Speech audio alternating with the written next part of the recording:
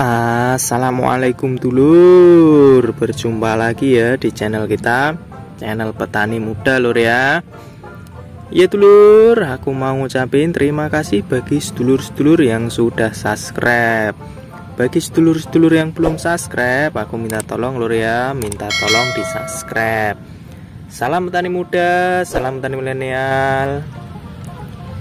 Ya dulur, gimana kabarnya? Alhamdulillah lur ya, semoga kita diberikan kesehatan selalu, karena kesehatan itu adalah nomor satu lur ya. Tidak beda halnya dengan tanaman kita. Tanaman kita ini sama, kesehatannya adalah nomor satu. Kalau nutrisi itu ya nomor dua itu lur. Yang penting itu sehat dulu. Kalau tanaman sehat, tentunya nutrisi yang diserap itu juga akan sehat. Ini adalah tanaman kacang hijau kita, dimana tanaman ini sudah berumur 9 HST nih lur ya. Tapi untuk lahan ini atau lahan yang satunya nih lur ya, ini tanamannya itu serentak lur, dimana cuma sekali tabur. Kalau di bedengan yang sebelah sana atau yang di lahan sana itu kan kemarin ada 2 kali tabur ya, di usia 9 sama 19 HST. Kalau di sini lahan ini adalah lahan yang khusus di sekali tebar atau sekali tanam di usia 9 HST-nya. Untuk usia 9 HST ini bisa ditandai lur ya. Nih. Ini daun sudah mulai menunjukin, mulai muncul nih lur daunnya. Kalau ini dua ini bukan daun lur ya, tapi ini daun semu, bukan daun utama. Nah, terus kayak gini, ini kan tanamannya kan rengket lur ya, atau padet ini pian bisa dilihat. Ini padet, kita sambil sebelah-sebelahnya kayak gini, ini kan padet semua lur ya. Tapi karena kemarin ini kan terjadi banjir, pasti tentunya tanaman kita itu ada yang layu dan mati kayak gini. Ini kan mati lur ya. Ini sebenarnya tujuannya kenapa kita penyebaran kayak gini, dibikin padat kayak gini, itu juga ada tujuannya. Karena apa?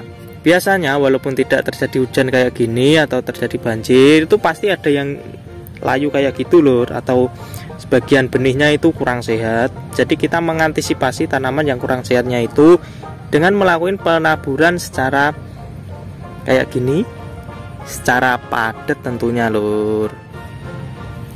Dan biasanya juga ada yang komen lur ya, kalau tanaman kayak gini habis banjir itu kan tidak tahan terhadap air, katanya ini nanti tanamannya nggak bisa panen atau gagal gitu ya, atau mati, gagari, atau kayak gini tuh layu terus mati.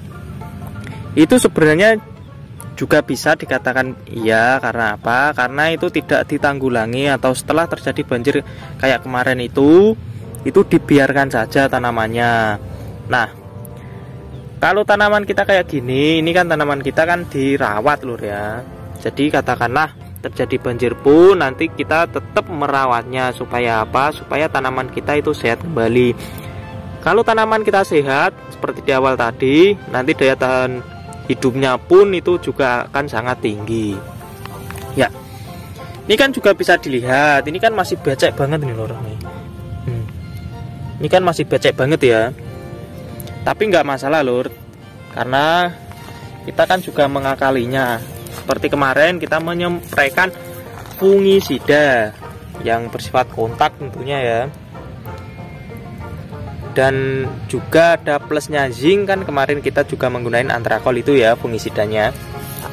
Untuk usia kayak gini, terus kemarin kan kita sudah membahas tentang herbi, terus insek, terus fungi, dan tanaman yang kerdil gimana solusinya gitu ya, dan tanaman habis kebanjiran gini.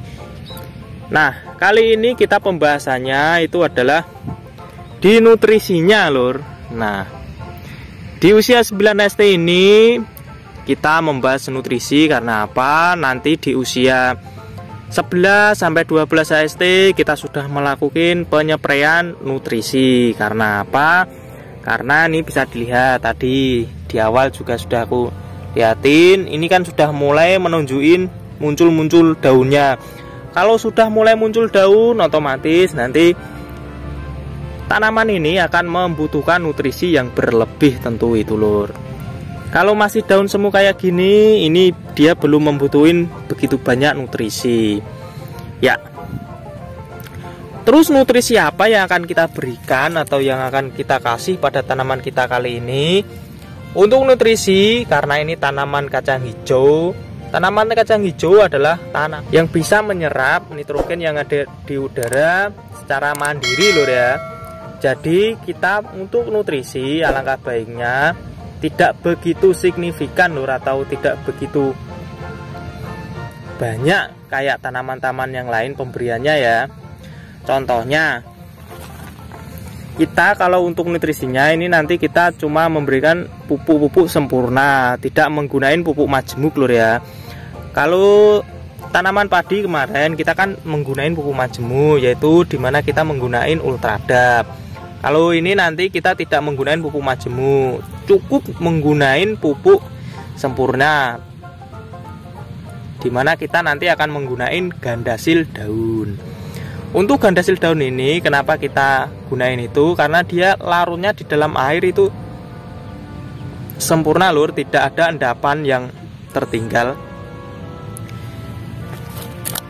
Karena juga ada pupuk sempurna yang lain itu kalau diencerkan atau dicairkan itu masih tersisa endapan-endapan yang tersisa. Itu pupuk kayak gitu itu sebenarnya kalau untuk tanaman itu kurang bagus itu lur. Jadi pemilihan pupuk spraynya pun kita juga harus memperhitungkannya ya. Karena kita kan belinya itu juga katakanlah kan keluar uang lur ya. Bisa juga itu mahal harganya. Nah, bisa dilihat lur, ini kan tanamannya serentak. Terus pasangan dari nutrisinya apa? Nah, untuk pasangan dari nutrisi ini seperti yang di lahan sebelahnya, kita untuk mencegah dari serangan hama kutu dan hama ulat, kita tambahin nanti Avidor atau Bespidor plus asfat. Yang asfat ini kita bisa menggunakan Asewan atau merek dagang lain, yang penting bahan aktifnya asfat. Kita cari yang polder lur ya, karena aku tuh sukanya itu pakainya yang polder daripada yang cair. Dan untuk varietas yang ditanam di lahan ini lur ya, nih seluas 1700 meter persegi atau 1/4 bau. Ini adalah 55 peranakan pertama, dimana kemarin kita kan juga nanam 55 lur ya. Jadi setiap kali tanam kita ada beda lahan, itu beda varietas biasanya lur. Supaya apa? Supaya bisa menjadi perbandingan sedulur semua dalam melakukan atau menggunakan varietas lain gitu ya. Bagusnya itu bagus mana. Nah, ini bisa dilihat. Kalau untuk daya tahannya, untuk varietas 55 ini amat sangat bagus daripada gronong lokal. Dimana ini untuk ketahanan terhadap air atau banjirnya itu alhamdulillah bagus ini lur. Nih. Tapi nanti kedepannya semoga saja ini juga bisa selamat lur ya, atau sehat ini. Nah, masuk dalam pembahasan tadi, untuk nutrisi kenapa kita suka yang powder? Karena menurutku itu kalau kita menggunakan yang powder itu lebih bagus lur ya.